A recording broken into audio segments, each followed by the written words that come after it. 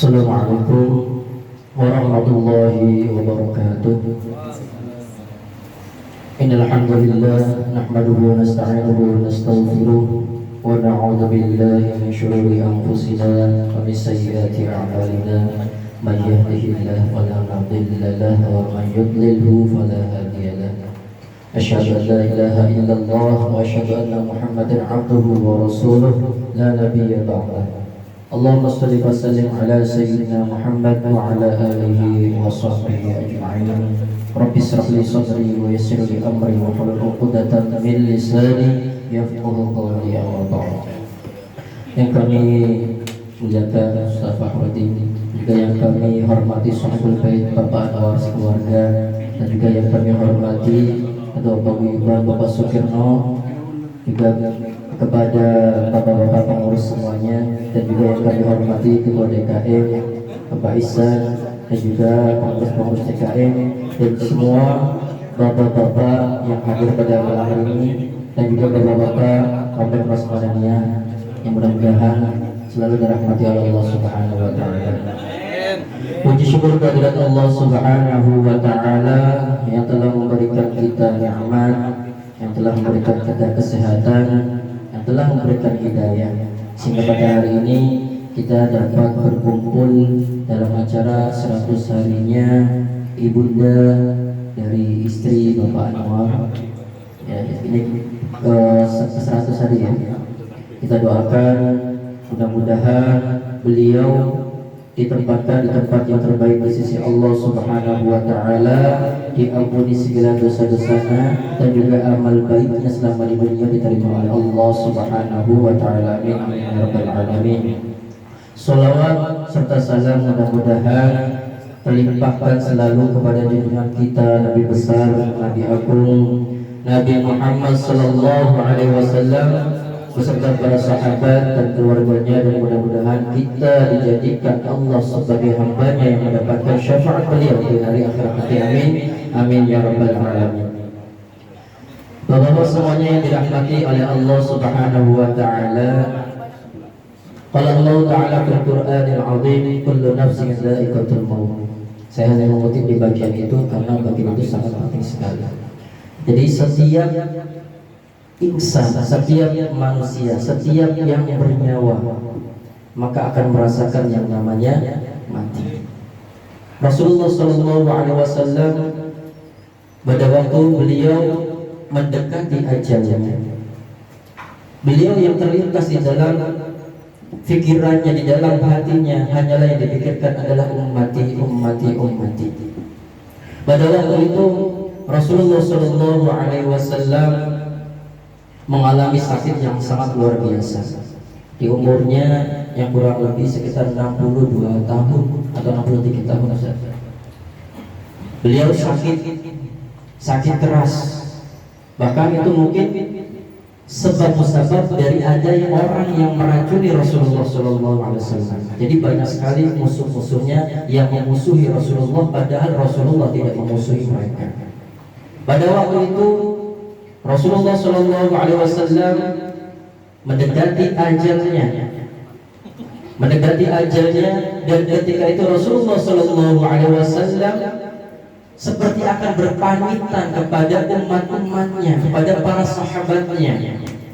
Kurang lebih saya kutip, wahai umatku, kita semua ada dalam kekuasaan Allah dan cinta kasih-Nya, maka taati dan bertakwalah kepadanya. Kuwariskan dua hal pada kalian, sunnah dan Al-Quran. Barang siapa mencintai sunnahku berarti mencintai aku, dan kelak orang-orang yang mencintaiku akan bersama-sama masuk surga bersama aku.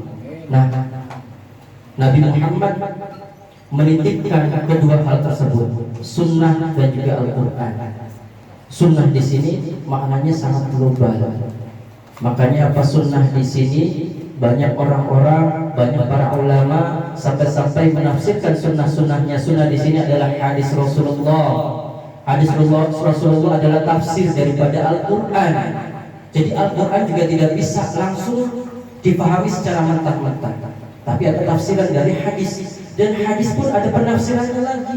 Sampai-sampai ulama membuat seperti penjelasan, dibuatlah seperti ilmu fikih. Ilmu fikih bermacam-macam.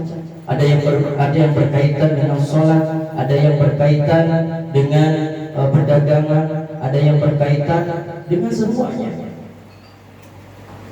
Maka apa? Ketika orang yang berpedoman pada sunnah dan juga Al-Quran, maka dialah orang-orang yang selamat. Lalu kita lanjutkan. Rasulullah SAW ketika menyampaikan kabar tersebut, kata-kata tersebut, para sahabat mulai merasa sedih. Karena apa? Sebentar lagi kita akan ditinggalkan oleh orang yang tercinta, orang yang kita sayangi, orang yang bijaksana, orang yang kita panuti, yaitu Rasulullah SAW. Semuanya pada sedih. Di saat akhir penutupan tersebut, para sahabat terdiam. Sampai-sampai apa?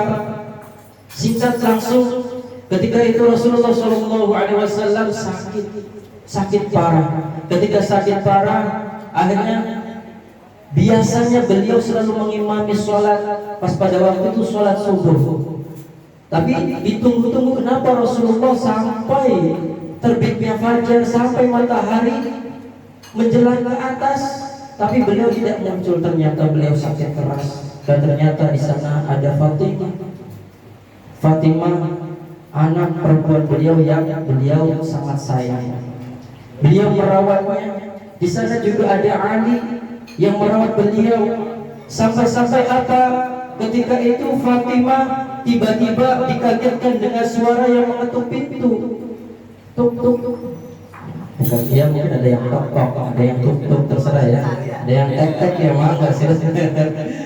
Ya, pokoknya itu kita tuk tuk. Ketika apa? Terdengar Assalamualaikum. Waalaikumsalam. Ketika itu Rasulullah yang tadinya apa terpejam matanya karena pada waktu beliau merasakan yang namanya luar biasa sakit yang sangat parah. Lalu akhirnya apa? Ditanyalah, wahai Fatimah, siapakah yang datang mengetuk pintu? Tidak tahu ya, Habibku. Akhirnya apa? Dibukalah pintu tersebut oleh Fatimah. Dan ketika dibuka, apa yang terjadi? Ternyata orang tersebut bukanlah orang yang pernah dilihat oleh Fatimah. Akhirnya bertanya oleh Rasulullah, wahai anakku Fatimah, siapakah yang tadi mengucapkan salam dan mengetuk pintu? Tidak tahu, wahai abiku. Aku bilang kepadanya bahwasanya engkau sedang sakit keras. Ketahuilah wahai Fatimah, itu adalah malaikat Israel yang menyamar sebagai manusia. Malaikat Israel mau mencabut nyawanya Rasulullah, ketuk pintu dulu. Kalau kita jangan macam-macam, boro-boro diketuk pintu, Assalamualaikum, udah langsung ada yang tarik, ya. Ada yang mungkin bermacam-macam. Nah, disinilah proses pembelajaran bagi kita. Ketika itu apa? Ketika itu Fatimah menangis, meneteskan air matanya. Lalu Rasulullah SAW memandangi wajah Fatimah, seakan-akan dia tidak mau terlupa sama sekali wajah Fatimah. Dari sisi-sisi yang lain, beliau melihat wajah Fatimah karena saking sayangnya beliau kepada Fatimah. Akhirnya Fatimah menangis. Lalu ketika itu apa? Ketika itu Rasulullah SAW meminta malaikat Israel suruh masuk. Dan ketika masuk, apa yang terjadi? Ketika masuk di sana, wahai Israel, tidakkah engkau bersama malaikat Jibril? Kemana malaikat Jibril? Ditanyai oleh Rasulullah. Dan ketika itu apa? Malaikat Israel memanggil malaikat Jibril, dan ternyata malaikat Jibril sudah siap-siap menunggu kedatangan ruhnya Rasulullah SAW. Ketika itu malaikat Jibril datang menemui Rasulullah, dan ketika itu juga Rasulullah merasakan yang namanya sakaratul maut. Kenapa Rasulullah merasakan sakaratul maut? Padahal beliau itu adalah orang yang diibaratkan dosa-dosanya dimaksum, diampuni oleh Allah. Tapi kok bisa merasakan yang namanya sakaratul maut? Itu sakit sekali.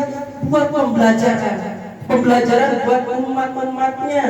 Ini loh yang namanya sakaratul maut, ini loh yang namanya mendekati kematian. Sampai akhirnya apa? Rasulullah merasakan sakitnya sakaratul maut sampai-sampai apa? Mengadu. Maksudnya bukan mengadukan apa, saking sakitnya. Beginikah yang namanya sakaratul maut, ya Allah. Tolong, bukan karena beliau mengadu, karena apanya? Beliau mengingat akan umatnya. Yang diingat itu bukan rasa sakit untuknya, tapi yang diingat adalah bagaimana umatku nanti ketika menghadapi sakaratul maut. Akhirnya apa? Ya Allah, kalau benar ini yang namanya sakaratul maut, tolong semuanya limpahkan kepadaku rasa sakitnya. Jangan kau timpakan kepada umatku. Rasanya sakit sekali.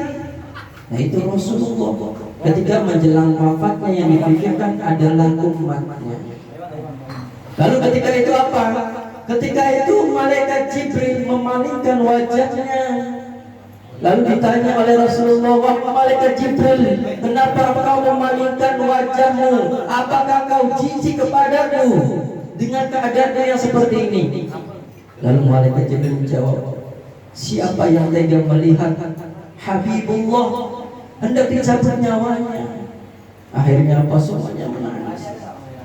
Dan ketika itu dicabutlah Rasulullah ruhnya.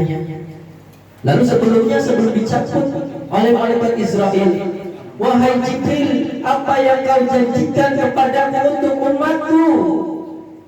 Tolong sampaikan kepadaku jika kau diberikan kabar oleh Allah." Akhirnya apa? Bukan yang ditanyakan dirinya, padahal apa? "Wahai Rasulullah, Allah sudah menyiapkan semuanya, malaikat-malaikat semuanya sudah menyiapkan menyambut rohmu, surga-surga semuanya dibukakan pintunya untuk menyambutmu." Tapi bukan itu yang dimaui oleh Rasulullah. Rasulullah mengingat, bagaimana dengan umatku? Jangan khawatir wahai Muhammad, Allah sudah menjanjikan bahwasanya surga itu akan diisi oleh umat-umatmu, bagi umat-umatmu yang beriman. Karena Nabi Muhammad pernah berdoa kepada Allah bahwasanya tolong masukkan ke surgamu ya Allah bagi orang-orang yang mempunyai walaupun sekecil iman, tolong dimasukkan ke surgamu ya Allah. Dan itu ternyata dikabulkan oleh Allah. Hadirin yang dirahmati Allah Subhanahu wa taala. Ini sakaratul maut pasti menimpa seseorang. Tapi itu tadi kehebatan Rasulullah.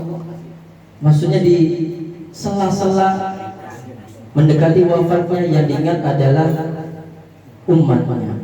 Nah, Bapak-bapak sekarang sudah tahu bagaimana rasanya sakaratul maut ketika ketika Rasulullah hendak mendekati detik-detik wafatnya. Nah ternyata seperti itu supaya tahu umat-umatnya. Lalu apa?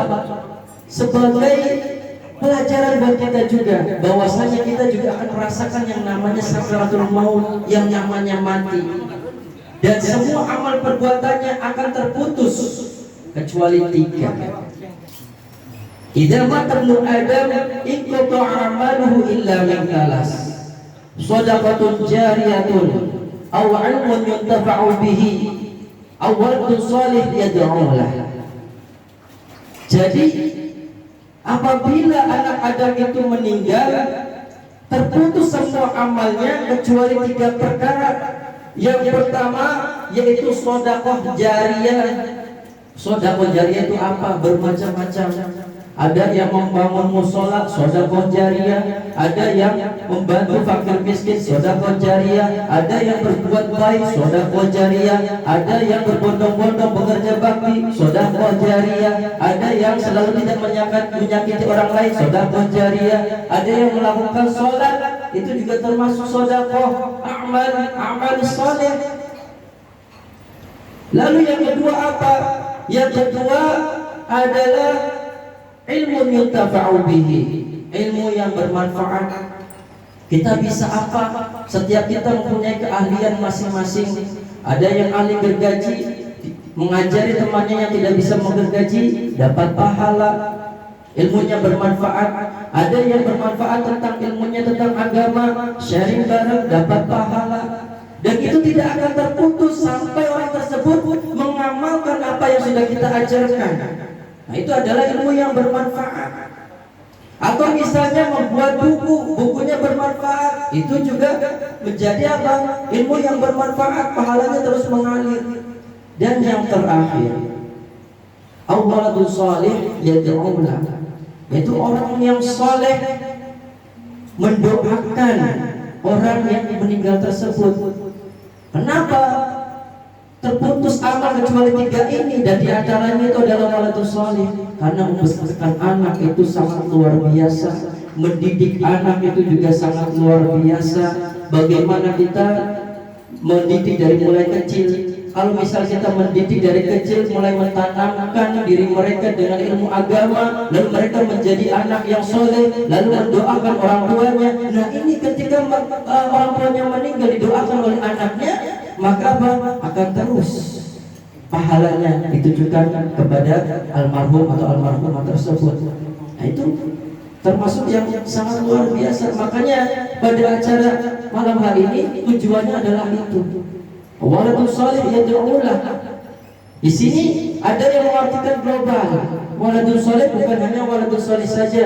Makanya di dalam Islam ketika ada orang yang meninggal disunahkan untuk mengkafani, lalu menyolati, lalu mendoakan. Kalau ada yang mengatakan misalnya doanya nggak sampai karena ikotul amal, ya, ketika meninggal itu ikotul amal, amalnya itu terputus. Kalau terputus berarti percuma. Kalau misalnya kita melaksanakan sholat lalu didoakan, gak sampai. Misalnya ada orang yang berpikiran seperti itu. Nah, nyatanya apa? Dengan adanya di sini kita berkumpul mendoakan almarhum almarhumah, ini juga menjadi ladang amal atau pahala yang ditujukan kepada almarhum almarhumah yang dikirimkan doanya. Oleh karena itu, alhamdulillah pada hari ini ya 100 hari dari ibunda atau dari istrinya Bapak Anwar, kita doakan mudah-mudahan beliau diberikan tempat yang terbaik di sisi Allah Subhanahu wa taala. Agar mudah-mudahan beliau husnul khatimah, segala amal-amalnya diterima oleh Allah Subhanahu wa taala. Dan juga mudah-mudahan kita di sini yang berkumpul ya, kita juga apa yang kita baca diganti oleh Allah berupa pahala yang berlipat ganda. Amin amin ya rabbal alamin. Mungkin itu saja yang dapat saya sampaikan, kurang lebihnya mohon maaf.